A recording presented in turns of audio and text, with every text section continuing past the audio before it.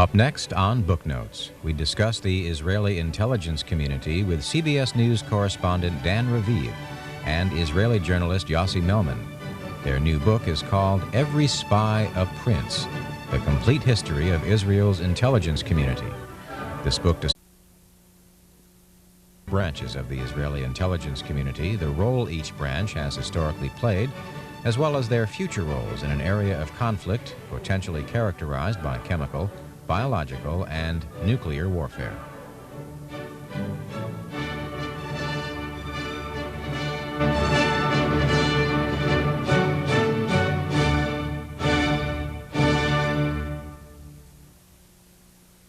Yossi Melman, co-author of the new book, Every Spy a Prince, The Complete History of Israel's Intelligence Community.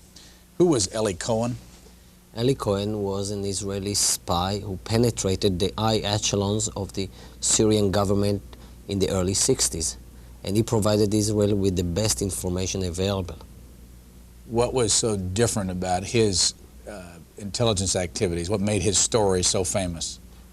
That he befriended the top echelons of the Syrian government, including the president of Syria. He became a friend of Syrian Air Force pilots, and he provided the information to Israel, and it helped Israel to win the war, the 6 Days War in '67. And later on, he was arrested and hanged by the Syrians. So he's dead? He's dead, yeah. How did he do it?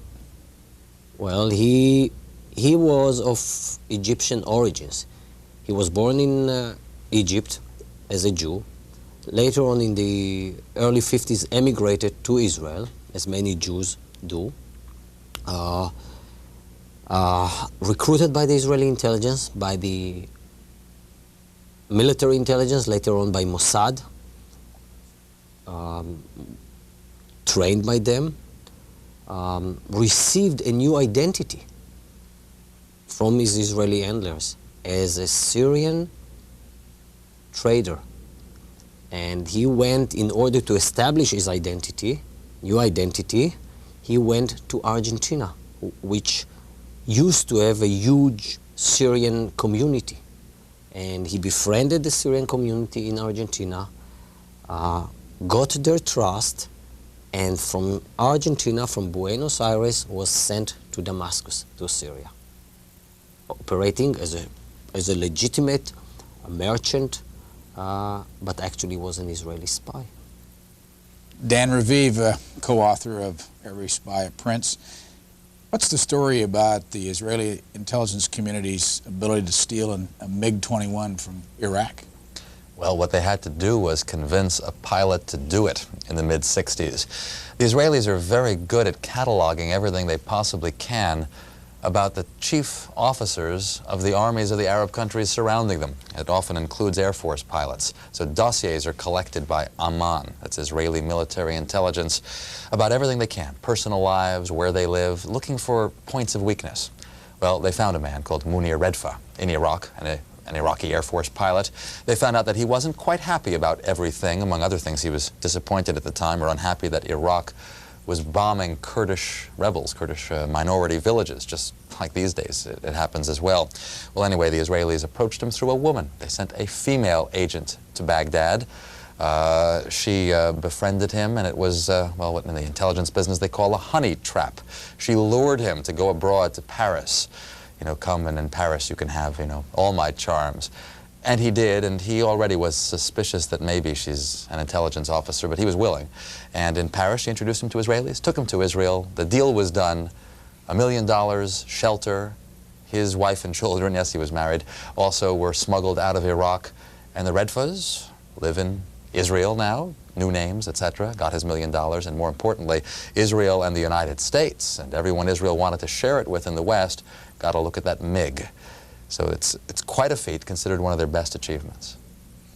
What got the two of you interested in doing a book? By the way, it said The Complete History of Israel's Intelligence Community. We met in London as working journalists, and that was in 1981. After a couple of years in 1984, we started writing articles for British and American newspapers here for the Washington Post. Most of our articles were dealing with the Middle East, with Israeli politics, but also with defense and security and intelligence related issues. Sometime along the way, we thought we have a story to tell. We are writing articles about the Middle East, about intelligence, strategic issues. Let's try to write a book about a story which, until then, I don't think has been told to the extent we wanted it to be told.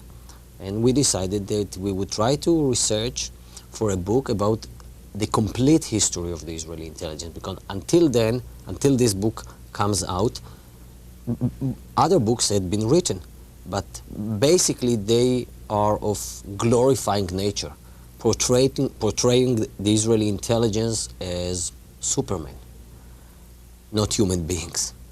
And we wanted also to convey the history of Israel and the problems facing the Middle East through the eyes of the intelligence community. So this book is not just about the history of Israel's intelligence, but also, to a certain extent, the history of the State of Israel and the history of the Arab-Israeli-Palestinian conflict. Where were you born and raised? I was born in Poland, but raised in Israel. My parents immigrated to Israel when I was 6 years old. That was in 1957. And all my upbringing is in Israel. I'm an Israeli citizen. I served in the Israeli army. I went to an Israeli university. Where are you now? I spent the last year at Harvard as a Nieman Fellow at Harvard University, and I'm going back to Israel to work as a journalist there. And by the way, when you go back to Israel, you still have military duty to do every year? Yes, as a reservist, up to 30, 40 days a year. Dan Raviv, where are you from? I'm a New Yorker, born in New York, raised in New York. City? Yeah, New York City, and my parents moved out to Long Island, where they are, and Harvard educated, but then moved overseas. Got a job with CBS News as a reporter in Tel Aviv. After 2 years there, moved to London, where I've been for the last 10 years with CBS News. We hear you mostly on the radio? That's right. There's some television work as well, mainly radio work for CBS. When did you first get interested in the intelligence story? In writing about Israeli politics with Yossi, writing some pieces for the Washington Post and other newspapers. And it was a repeated fact that a lot of the information came from, well, from Israeli leaks, from Israeli experts. And we were fascinated as well with how do they do it? How do they collect so much? How does it work? But also from time to time came across obvious flaws, obvious problems. I covered trials in Britain of Israelis who were smugglers, or even a kidnapping case where part of the defense was we were working for the Mossad, that kind of thing. And it made you wonder how much truth there is in that. And again, we all could go to the bookstore or the library and get a book called The Mossad or whatever, and they can be wonderful books, but it's just adventure stories. That no one's looked at it seriously. That's what we decided to do. So no apologies for calling it the complete history. We certainly did our best. Is 1973 and the surprise of the Egyptian-Syrian invasion the biggest mistake the intelligence community's ever made? Yes, in terms of its impact on Israel, that was the biggest mistake. And it was a costly one. More than 2,000 Israeli soldiers were killed in the 73 war. But in terms of the most embarrassing incident, I think that the failure in 1973, in July 1973, to assassinate the right person. Israel was after the leader of a Palestinian group, Black September, who was responsible for the massacring of Israeli athletes a year earlier at the Olympics. And Israeli intelligence, as ordered by the Prime Minister then, Golda Meir, was after him and after his associates. 12 of them were assassinated by the Israeli intelligence, by a hit team selected by the Mossad. And mistakenly, in July 73, in a small town called Lillehammer in Norway, the Israeli hit team killed the wrong person, a poor Moroccan waiter. That was some of the Israeli agents were arrested by the Norwegian police. That was the colossal mistake, the most embarrassing mistake of the Israeli intelligence. Other mistakes? Oh, well, the 1980s is really the troubled period. Not trying to dwell on them, but finding an important pattern that occurred as political control became less effective. So the invasion of Lebanon in 1982, a decision made, of course, by Prime Minister Begin and his then Defense Minister Ariel Sharon to go into Lebanon, clear out the PLO, but based on faulty intelligence. The Mossad's belief that it had formed a wonderful partnership with the Christians of Lebanon, that they would fight alongside the Israelis, and it didn't happen that way, and Israel really paid the price for that. Israel's involvement in Iran-gate. Israelis told by their prime minister to take part in the effort to sell arms to Iran, do the Americans a favor, it'll do us a favor. Again, very muddled thinking in the background, and we found the Mossad wasn't involved in it, had tried to stop it but failed to, so bureaucratic wrangling led to that. A nuclear worker, Mordechai Vanunu, worked in the Dimona nuclear reactor, went abroad, sold many of the nuclear secrets, and the domestic security people, Shin Bet, that's the equivalent of the FBI, shouldn't have let him leave the country with his photographs of the reactor.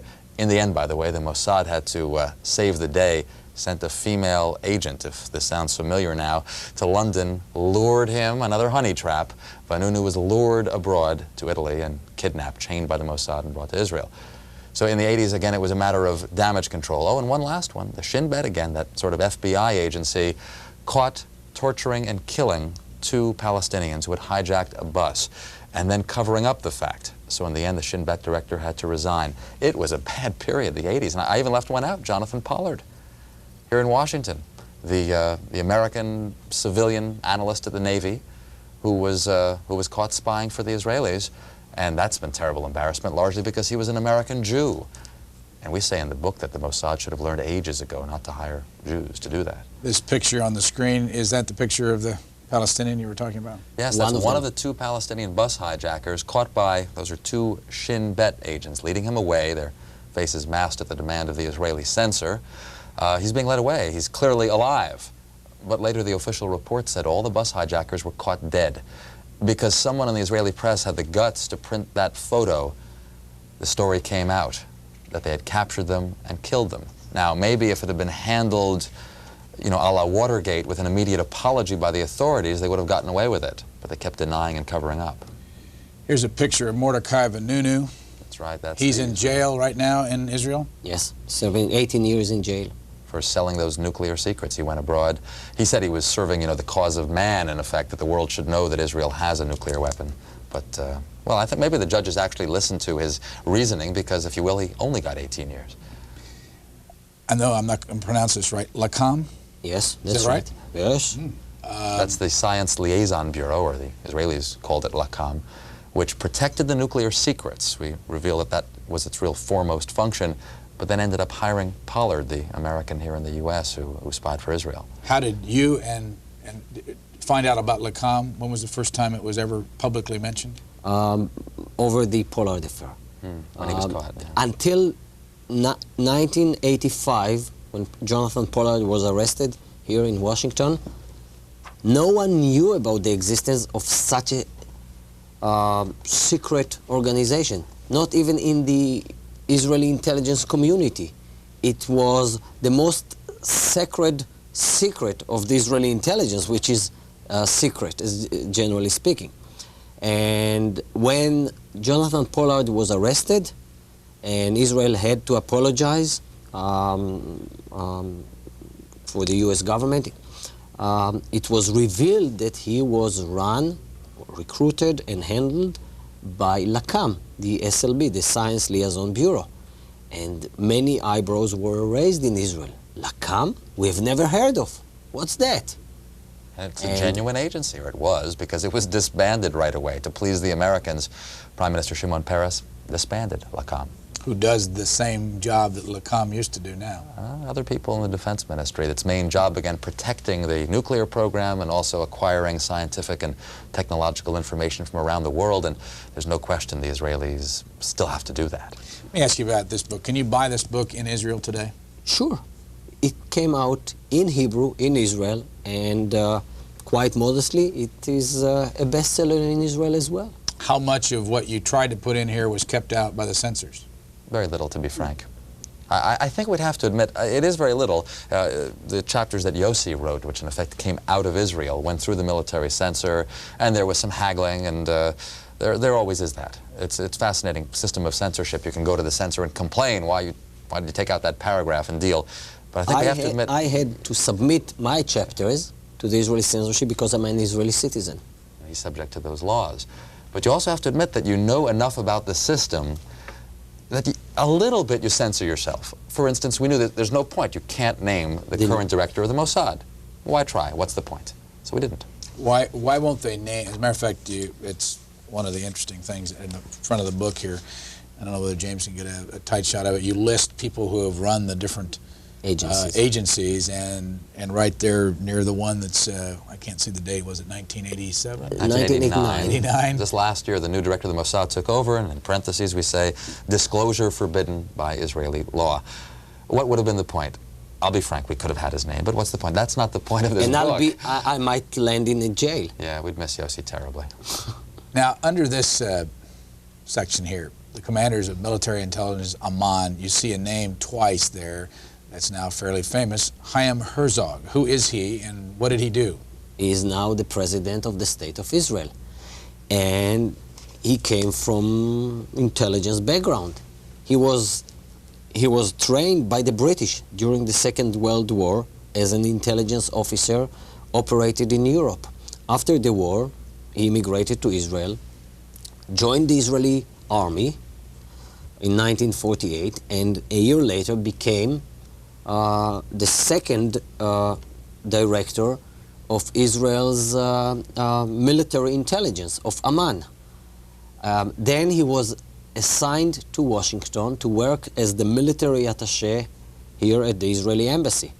In 1954, he returned to Israel, rejoined the army, stayed in the army, and in 1958, once again was recalled to become the commander of the military intelligence. Later, a brilliant military analyst, got into politics. Let's not forget, in the United States, we have President Bush, who was a CIA director. It's not quite the same thing, but of course, it's a test of a man's mettle, of his patriotism. Very much trusted. Did a great job in military intelligence, so people would trust him. He has a wonderful reputation. Prime Minister Shamir. Also an intelligence background. In his case, not military intelligence. The Mossad, the foreign espionage arm, the most famous of the agencies, if you will. But Shamir won't tell you exactly what he did. He worked in Paris as operations chief for Europe for a decade, from 1955 to 65, and got his experience of the world, went to lots of countries. Including some Arab countries, undercover. I read somewhere, and was it Shimon Peres who used to fly back and forth and meet with him in Paris? Not with him. Peres at that time, when Shamir was in Paris working for the Mossad, Peres was in charge of, he was the Director General of the Defense Ministry. He was Director General of the Defense Ministry, and he was and Peres was conducting his own mini foreign policy, cementing the relations between Israel and France. In the 50s until the 60s, France was the major ally and supporter of the State of Israel. Only in the mid-60s, this role was taken over by United States. But I don't think that Peres at that time met with Shamir. That was, that if they did, they broke an important intelligence rule. That's the rule of compartmentalization or departmentalization. It means that you should not know the names of your agents. Or what the others are doing, and you do your own thing, so to speak. Exactly. But all these years later, and it's fascinating in Israel, it is something to be proud of, because Peres now in his campaign appearances, when he speaks, for the Labor Party, will always point that out, that, I was involved in clandestine business as well. I helped make sure that Israel has a certain something in Dimona, obviously referring to the nuclear reactor. Or I made sure that we were friendly with France, which meant a lot. People are proud of clandestine experience, whereas perhaps in America, people would be ashamed. And it was France who gave Israel in 1956, 1957, its first and only nuclear reactor. It's big, meaningful one. There was a little research one, but yes. Yes. And so the French were reactor. vital. So Paris has something to be proud of, but fascinatingly, he can't reveal it all either. We've been jumping all around here. Let's go back to the beginning and get the basics on the table. How many people in Israel are involved in intelligence activities? Well, it's a state secret. Nobody would tell you exactly. But we believe that there are more than 10,000 people involved directly, employed directly by the various branches of the Israeli intelligence, mainly the military intelligence. One has to remember that the military intelligence, Amman, is the largest and the most important intelligence organization in Israel, okay, and before the Mossad. Before you get to that, I want to show the audience that how these different organizations are spelled and explain them each, because you have three major intelligence gathering organizations in Israel. You start with the Mossad. What is it? Mossad means institute, by the way, and this is an institute for intelligence and special operations. So the Mossad is the foreign espionage arm. Compare it to the CIA. All right, go down here to the... Next one is Amman, right? Military intelligence. It's a Hebrew acronym, so it is the intelligence arm of the armed forces. As Yossi was saying, it in fact is the largest and most important. And then it says Shin Bet, two Hebrew letters, initials for security services. That's the domestic agency, the equivalent of the FBI. Which one of the three is the most important? Oh, it would be Amman, the military intelligence. Nothing is more important than you're watching your Arab neighbors for actual movements of troops, how many tanks they have, where are the aircraft. All these other missions that we described are fascinating, and even getting, you know, thousands of Jews into the country is vital. But war, having a sign that war is coming, that's the key, and that's Amman's job. Which is the second most important? The Mossad. The problem with Amman, with the military intelligence, is that it lives in the shadow of the flamboyant Mossad. It can be compared to the same problem which is facing United States National Security Agency, NSA. It is the largest, the most important agency in the intelligence community. Yet, the most famous one, which gets media attention, is the CIA. The same is in Israel. The Mossad has become sort of epitomizing the Israeli intelligence. But the most important agency is military intelligence. Mossad comes second, and then you have Shin Bet, the Israeli equivalent to the FBI, in charge of fighting terrorism, counter-terrorism, subversion, trying to foil plots against the state of Israel, political plots and others. You tell the story about how you tried to find out what they call the Mossad when they deal with publicly? I thought it was a reasonable question, but the trouble is you can't pick up the phone book. There's no Langley in Israel that you can look up, you know, CIA, or in our case, the Mossad. We thought we should ask, what shall we call it in English? You can translate the Hebrew words, as I said, Mossad is institute, but when they write a letter to their friends in the CIA or the British intelligence, what do they call themselves? It took a while. It was a matter of asking the Prime Minister's spokesman. The best you could do, because officially the Mossad is under the Prime Minister's office. And I think he sort of wondered why you want to know and all that, so we explained. And he came up with the Israeli Secret Intelligence Service. I mean, if it were to have initials, it would be ISIS. Just simple words like that. Interestingly enough, kind of a British model. The British don't really like the names MI5 and MI6 for their foreign service. They prefer SIS, Secret Intelligence Service. What was the toughest bit of information to gather for this book? I think about the extent, the involvement of the Israeli intelligence in a topic which is very unusual for intelligence, and this is immigration. That's probably even more sensitive than dealing with Arab military capabilities. Since Israel perceived itself not just as a state of the Israelis and for the Israelis, but also a state for the Jews whenever, wherever they are.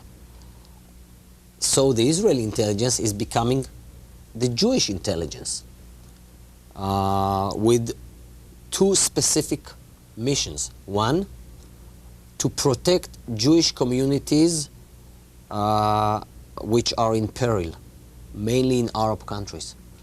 Jewish communities that are persecuted by the local authorities. And secondly, to bring those Jews from the countries that they are not allowed to immigrate, to bring them over to Israel. Recently, the Israeli intelligence was trying, and is still trying, to bring over Ethiopian Jews from Ethiopia, what was known as Operation Moses. So that, I think, was even more, it was tougher than researching for Mossad or for Amman. And there is a special unit dealing with Jewish immigration. First of all, how do you become a member of one of these intelligence gathering organizations, and who cannot be a member? Well, the latter question's hard to say. They ought to be open-minded, and they might be, but most of the agents or operatives that they recruit are from elite combat units. People, usually men in the Israeli armed forces, who prove their courage and their intelligence, their smarts in these units. Occasionally, we even spotted a newspaper ad, which appeared to be from the intelligence community, asking for people with military experience and languages, foreign passport preferred, for interesting work abroad. Well, it sounded like it was probably for the Mossad, so maybe they're having a little bit of trouble recruiting, which we indeed had heard. So, personal recommendations, it could be through academic institutions. The Army still is the key, which of course makes it hard for women, by the way, because you don't have women in combat units. You have to be Jewish. Well, no. Not necessarily. Actually not. Even in the Israeli Army, not everyone is Jewish. It's difficult to be an Arab Muslim and be in the Israeli Army, but they have volunteers as well. There have been Druze, certainly, that minority that's in several countries of the Middle East, including Israel. Circassian Muslims, it's a particular group of Muslims, some of whom have been wonderfully patriotic to Israel. That's a matter of volunteering, as I say, and there are volunteers. During a recent American involvement in Panama, I know at least in this network, there were a tremendous number of calls about an Israeli Mossad agent by the name of Harari. Mike Harari. Fellow with the dark glasses. Fellow with the dark glasses, right here. This is Mr. Noriega. Whatever happened to Mike Harari, and how did he get to be this man's intelligence assistant? Mike Harari was an intelligence officer for many, many years. He worked for the Shin Bet, for the domestic security service in the early 50s. Later on, he joined Mossad, the foreign arm of the Israeli intelligence. He became an operational officer for the Mossad. In 1972, he was selected by the head of the Mossad at that time, General Tzvi Zamir, to lead the hit team, which was after Palestinian terrorists involved in the Munich massacre of the Olympics. After the failure of 1973 in Norway, Mike Harari was not asked any questions. The failure was swept under the carpet, and the intelligence community tried to avoid the embarrassment by ignoring what happened without establishing inquiry committees to investigate what really happened, what went wrong. And even maybe as a prize, as an award, he was given a station assignment to be station chief in Central America, in Mexico. And for 6 or 5 years, he worked for Mossad, for the Israeli intelligence, in Mexico City, in charge of Israeli activities, Mossad intelligence activities in Central America. That's how he befriended Colonel Noriega. Now, in 1980, he retired, he left the service, he left the Mossad, started working as an independent, legitimate businessman, as an insurance broker in Israel. He wasn't so successful, and he realized that actually what he knows is his old craft, the intelligence craft. And he went abroad and started working for Colonel Noriega and became his right-hand man. On the day of the American invasion, he got out somehow. That's a very interesting and good question, yeah. We think the Americans could have caught him if they'd really wanted to. Perhaps you'll recall there were rumors on the very day and the next day that they had caught the Israeli former Mossad man who had been Noriega's right-hand man. But they didn't seem to have caught him because he turned up in Israel and gave a TV interview, the first in his life, in which he said, "Why is everyone picking on me? I was doing work in Central America. I'm a nice fellow. I got my own company here. Leave me alone. If you keep saying these things about me, you're putting my life in danger." Very first interview in his life at the beginning of this year, January of this year. Anyway, in Panama, I can't say that we yet have the full explanation, but we've concluded that it's more likely that Harari, like many Israeli intelligence operatives, and in this case a former one, knew who's the winning side. He could see Noriega was on his way down, the Americans soon to come in. He probably more or less jumped sides, probably gave the Americans some information, probably was allowed to slip out just beautifully, easily, got back to Israel. Are there others who used to be Mossad, Shin Bet, Aman, who are now mercenaries around the world? Well, this is one of the major concerns of this book.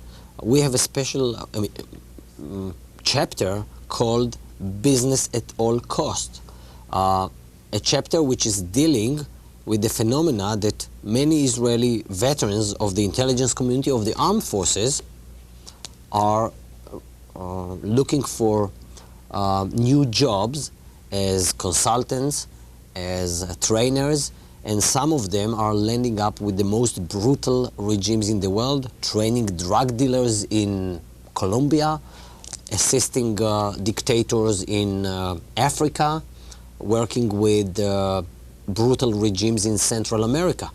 And we believe that the Israeli government must tighten its control over its citizens. Most of them are not anymore in service. They don't work for the government. They don't represent the agencies. They are privateers. We call them formers, former intelligence officers, former military officers. They believe that they served Israeli interests. We think that they give Israel a bad name. The Israelis have to learn how to cut them off and or employ them or make it clear who they are and who they aren't. And it has just ruined Israel's name in many places. Is it hard to stay objective? You've been on this story, what, 10 years? 12 years in my case, yeah. I got to Tel Aviv in '78. I mean, I consider myself a professional fence sitter, and I don't find it terribly hard. First, in Israeli politics, between the Labor Party and the right-wing Likud, I listen to both. There's a lot of sense in what they both say and a lot of problems in what they both say. And then you get the Arab-Israeli dispute. So no, I think I'm a fence sitter, and that especially for this project it was important not to bring a political bias to it, because so many people have great stories to tell, and if you just fit them together carefully, almost, if I dare say it, like an intelligence operative would do. It's boring work usually, lots of little scraps of information. We felt like we were pasting them together and making sense out of it, and then when we could, run it by someone.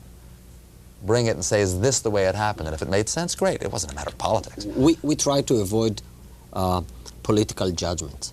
We are professional journalists, and this book is not about politics. It's about the Israeli intelligence, and we have been trying to be fair and to judge each incident on the merit of it without any political bias. Well, let me deal with something that we get from our audience all the time. You're an Israeli citizen. Yes, and people that live in Israel become very much involved in the fight to survive. How do you then, as a journalist, an Israeli citizen, separate yourself from the need to survive? I don't see any contradiction between me as an Israeli patriot, and I'm not ashamed to declare here that I am an Israeli patriot. I do believe that Israel has the right to exist and that there must be a place for the Jews, and yet I can be an objective journalist, and that's what I have been doing since I left my military service. I served 3 years in the Israeli army like any other Israeli, went to university, and since then for 14 years I've been working as a journalist, establishing myself as a professional journalist, and there is no contradiction, as I don't see any contradiction between a fight for survival and democracy. Israel is doing both, is fighting for its survival, sometimes rightly, sometimes with wrong policies, but yet trying to maintain democratic values. And maybe it's a unique case in the modern world. Intelligence service in Israel, you write about the last several years. Has the morale gone down and has the capability gone down? Well, any intelligence fraternity is a reflection of its society, and Israel has had its problems. Some might call it the problems of middle age, but when I've said that before, I've been criticized by saying middle age. I mean, it's going to die in 30 years? I don't really mean that, but as the country became about 40 years old, it faced a new set of challenges, a brain drain. This affects the intelligence community, some of the best and brightest people leaving the country. Oh, questions about the values of society. Once a charming, small, socialist country that you felt sorry for, surrounded by a sea of Arabs, and now the world doesn't feel sorry for you, and all Israelis have to contend with that, including Israel's spies. They don't have the natural sympathy they had before in various countries where they wanted to operate, in the past in Scandinavia. The case earlier that we said, the hit team that got arrested, the Norwegians did catch some, but went easy on them, let them go. I'm not sure they'd go so easy on Israelis these days. So there's that problem. Recruiting, not so much sympathy in the world, not quite as much sympathy at home either, because of the string of failures in the 80s. Not all Israelis feel that comfortable with their secret defenders anymore. So they've got a lot of challenges. Now, some hopes. In the last 2 years, Israel has launched 2 satellites, experimental satellites. Both of them come in since, burned up in the atmosphere. There will be more, and the satellites in the future will no doubt be spy-in-the-sky kind of satellites. That will be a great boost, especially to military intelligence. They will feel they can now see the enemy without relying on the U.S. for satellite photos. That's an example, really, of the technological edge the Israelis would like to emphasize. And there are some other examples how Israeli society and its intelligence, as reflecting the spirit of the society, is trying to reform itself. The Israelis were surprised 30 months ago by the Palestinian uprising.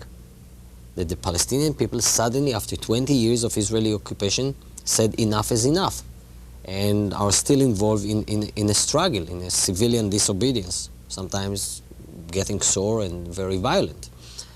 And the intelligence community was surprised, like the rest of the society and the Israeli government. They didn't believe that the Palestinians would be able to do it. They didn't see the Palestinians as a political entity, as people with national aspirations. And yet, a year later, a year and a half ago, it was the Israeli military intelligence in charge of providing the government with the annual national intelligence estimate, which acknowledged that the Palestinian people are led by the PLO. Whether Israel like it or not, it's a fact of life, and Israel has to accommodate itself with that political factor. Now, that was the military intelligence. The Prime Minister, Mr. Shamir, didn't like the idea, and he still doesn't like it. But the intelligence had enough courage to tell the government, this is a fact of life. You might like it, you might not like it, but our job, our duty is to tell you the truth. That might be an encouraging sign, because in the past, with the prevailing spirit of Israeli politics, intelligence agencies were just going along with the old concept, for instance, therefore not seeing the 1973 war coming, not seeing the Palestinian uprising coming. Maybe they're getting a little more courage back now. You're right that they got caught in 73 because they got cocky after 67. Where do you see it today? Can the 73 happen again in 1990? Not really. I don't think they have a concept that the Arabs would never attack. The Israelis are far more cautious now. I don't think they're cocky. In fact, what you see this year are exercises by senior Israeli military officers, including the head of military intelligence, who does talk to the press. The other agency chiefs are secretive. but military intelligence does. I think he's trying to cheer up the people. There have been a series of press conferences in Israel in which they explain, though not with full details, that Israel can defend itself against chemical attack or warheads that might be launched from Syria or especially Iraq. They don't give the full information, but it's almost to, you know, keep the people's spirit up. Is there a nuclear capability in Israel? The official policy of Israel is that the government has never admitted that Israel has nuclear capabilities, nuclear weapons. The official line is, the government line is, Israel will not be the first country in the Middle East to introduce nuclear weapons. Yet it is worldwide assumed that Israel does have nuclear capabilities. And I think... Because it's my chapter, maybe. No, I think the Arabs know it. I mean, especially after Mordechai Vanunu, who worked at the nuclear installations in Dimona, went abroad and told this story, sold this story for a British newspaper. By the way, where is Dimona located? In the south of Israel, in the Negev Desert. And the caution you saw me express a moment ago was just basically that it is a taboo topic in Israel. It's generally not for Israelis to discuss. It's foreign analysts, it's the CIA, for instance, who have a keen interest in Israel's nuclear program, who've been able to establish what they could, and much of the data that I was able to obtain on that subject came from foreigners, because the signs are there, shipments of certain technology, certain developments that are occurring. And I don't think the Israelis really want you to think they don't have the nuclear bomb. In other words, they want you to think they do, because that has a deterrence effect. The Iraqis are much less likely to start a war if they think that they'd immediately be destroyed by a nuclear bomb. And the deterrence, well, it actually seems to work. You write about Saddam Hussein, and before I ask you the question about him, when was this book, when did you put it to bed? What was the date? The end of January this year. And you indicate in here that Saddam Hussein of Iraq is trying to build up the largest force in that part of the world and become the leader militarily, and we've just experienced an example of it. Did that surprise you at all, what he did with Kuwait and the oil? No, I'm not surprised. And he might have a few more surprises in his pocket. Can the Israelis handle 1 million people under arms in Iraq? Well, it's a tough question. And the Israeli intelligence, the Israeli armed forces are very much concerned about the size of the Iraqi army, and even more than that, about its quality. Iraq was involved in the last decade in a bloody war with Iran for 10 years. And Iraqi soldiers, Iraqi tank commanders, Iraqi pilots acquired a lot of experience. Plus that Iraq has now very sophisticated delivery capabilities, missiles which can hit Tel Aviv. And Israel is very much concerned about it. Just recently, the Director General, number 2 in the Israeli Defense Ministry, General Ivry, a former commander of the Israeli Air Force, said that he believes that Israel is not prepared psychologically and otherwise for the possibility that for the first time, the next war in the Middle East, if there is a war, and hopefully I hope that the war will not occur, Israeli towns might be exposed for the first time in the history of Israel for Arab attacks, missiles, bombs, maybe air raids. All previous wars were fought on Arab lands in the front, and Israeli citizens, civilians, were not harmed. Yeah, ask you about money. Again, if you were seated right at this desk and we were taking telephone calls, by now the calls would come in saying the United States gives an extraordinary amount of money every year to Israel, and you'd hear figures all the way from 3.2 billion up to 10 billion, depending on how you calculate it. I want to ask Dan Raviv, how much money every year does the U.S. taxpayer give to Israel? I think basically it's the published grant and loans, and I know most of the loans end up being excused, of $3.8 billion is where it stands. That's what the Israelis are working on to keep it at the very least at 3.8. They no longer expect increases. Is that including the housing money for the immigrants? Probably not, but those are supposed to be loan guarantees, aren't they? And it's not going to exceed that by much, even if it touches $4 billion because of some special allocations, because of special needs. There's not a lot of hidden money there somewhere coming in with in various ways? No, I really don't think that there is. You could talk about the expense, but I don't think it would be right to, of the 6th Fleet, the U.S. fleet in the Mediterranean visiting Haifa Harbor. But that's very much in the U.S. interest. They really do want to visit the harbor there. They really do want to pre-position weapons, medical supplies in Israel. Rather secretive. Don't know the full details of that, but that's not really for the sake of Israel. That's the U.S. that wants a little pre-positioning in Israel. I guess what I'm trying to say is, and I hear it all the time when I go to Israel, they don't want to tell me everything, but they're always trying to assure an American visitor, such as myself, that it's worth it. The U.S., you guys are getting the value. You are. Did anybody come to you, Yossi, either one of you, as a matter of fact, and say, don't write this book? No. No. Did anybody come to you and say, we understand you're writing this book and we'd appreciate you not writing about, say, the nuclear bomb situation? Well, as Dan mentioned earlier, being an Israeli, working in Israel,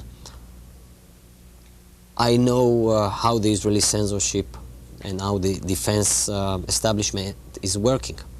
So there were certain elements which I believed that would endanger life, so I decided I wouldn't write about them, like naming Mossad agents working in Arab countries.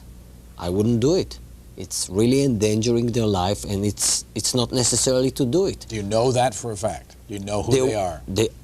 There were some, well, I don't know all of them, and that's the way it should be, but at least I can think of one case when I self-censored myself when it comes to that kind of information.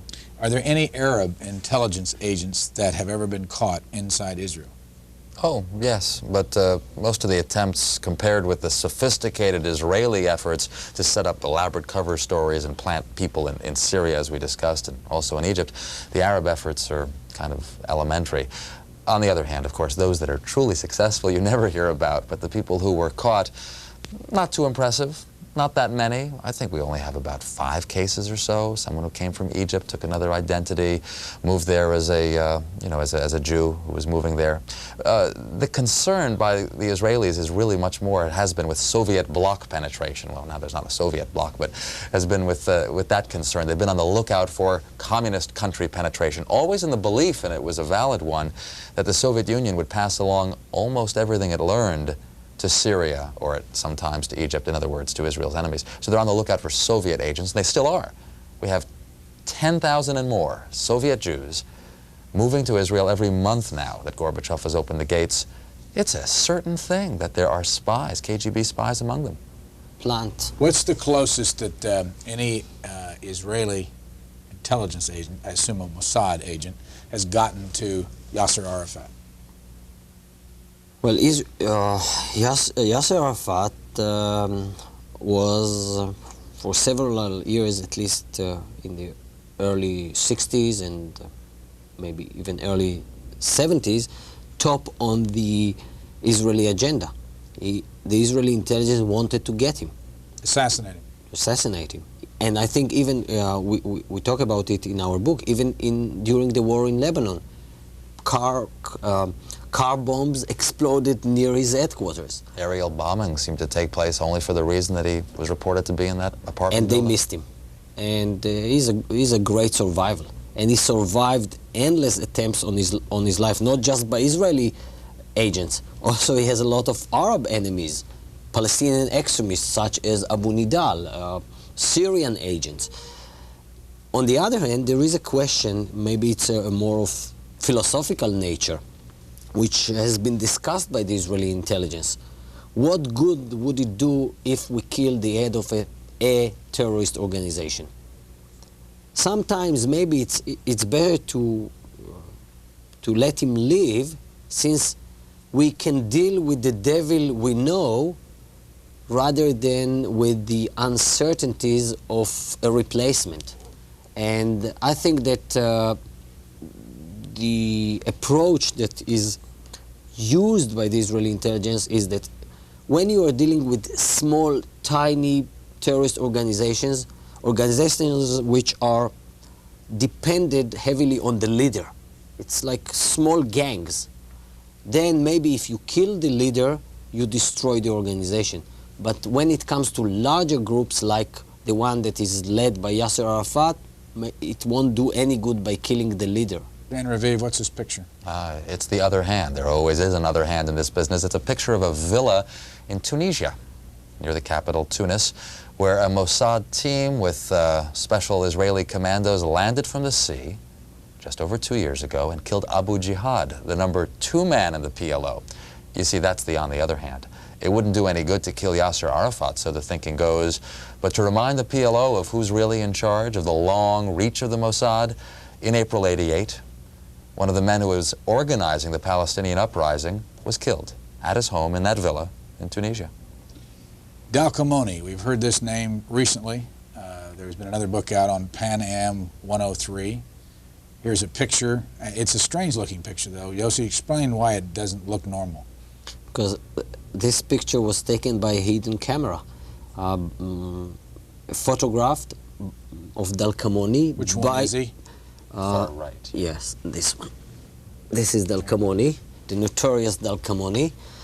It was taken by West German agents, trailed, shadowing him when he was in Germany, planning his attack on Pan Am. Now, it belongs in this book because the Germans were on to the so-called Dalkamoni cell, part of the PFLP General Command, a Palestinian terrorist group based in Syria. They were onto him thanks to Israeli tips. The Israelis were also watching the cell, wondering what they were up to. The conclusion reached, they wanted to blow up an aircraft, but they thought another aircraft. A flight from Spain to Israel was the target. So they felt very pleased when the terror cell, or most of the members, were arrested in October of '88, and that flight was safe. But 2 months later, the Germans had allowed most of the alleged terrorists out, and 2 months later, Pan Am 103 blew up. General question, we've about out of time. What have we not covered in here that you think the audience that will read this book will find fascinating? What elements of the book? I was surprised to find out what I would call the humanitarian side of the Israeli intelligence. And that's what maybe makes the Israeli intelligence so unique and so special. There is a special unit in Israel in charge of immigration. Try to imagine the CIA or British MI6 are involved in that kind of work. Since Israel is the state of the Jewish people, so is the Israeli intelligence, the Jewish intelligence, and he is trying to bring over Jews from countries like Iran, from some Arab countries, which don't allow them to immigrate. And this is a fascinating story. It's a very heroic story. Israeli agents are ready to go to the most obscure places and danger places in the world to bring over their Jewish brethren. And what about the history? A lot of the history of the Mossad and the Amman and all that stuff. What did you find in the history of the organizations that you found particularly interesting? Lessons that were learned and should have been learned in the early years. We start in 1948 with the birth of the state. We haven't discussed the title, Every Spy a Prince, the notion that God told Moses to choose the first spies 32 centuries ago to go into the land of Israel, choose them from every tribe, every one of them a prince. They were supposed to be the elite. And the idea of the history, in the upper left, Reuven Shiloach, the first prince of intelligence. What a dedicated man. Mr. Intelligence, the founder of the Mossad, Reuven Shiloach, almost unknown. And there in the upper right, if it's in the picture as well, is Isser Harel. Now, he is known because he's written books on the subject. He was the head of Israeli intelligence for 10 years. He was the emperor of the Israeli intelligence. An emperor, and indeed, he made it into an empire. And there in the lower left, Shaul Avigur, one of the founders of Israeli intelligence, interested in what Yossi just mentioned. He was in charge of that unit called, revealed for the first time in our book, Liaison Bureau, in charge of bringing over Jews from the Soviet Union and Eastern Bloc countries. In all the book, maybe this isn't a fair question, who's your favorite intelligence operative over the years that you wrote about? How fascinating. It's hard to say. Yeah, I know. I guess as a professional fence sitter, I don't have a biting affection necessarily. You admire Eli Cohen for his ability to penetrate Syria, but then he went too far, kept transmitting on the Morse code key, got caught, got hanged, and you think, that was dumb. You admire Wolfgang Lotz for doing it in Egypt, and maybe admire him more because he got away with it. The Champagne Spy? That's what he called himself. They Why? remember him, well, they remember him at Mossad headquarters especially because of his expense accounts. Lots of champagne, but lots of Egyptian officials loved him. Who do you remember? I think that Reuven Shiloach was a very interesting person. He tried to maybe imitate, to build the Israeli intelligence from scratches. Build it, to model it on the British example, to bring British spy, espionage craft into the Israeli society. And he was laying down all the fundamental details which later on became so obvious, so identified with the Israeli intelligence. He had the imagination to even know that Israel should negotiate with Arabs. Last question. We are out of time. This book is dedicated to Dory, Jonathan, and Emma. Who are they? My wife, my 2 kids. And to Billy and Yotam. My wife and my kid. The name of the book is Every Spy a Prince, the complete history of Israel's intelligence community. Our 2 guests have been Dan Raviv and Yossi Melman. Thank you, gentlemen, both for joining us. And to our audience, have a good evening. Thank you.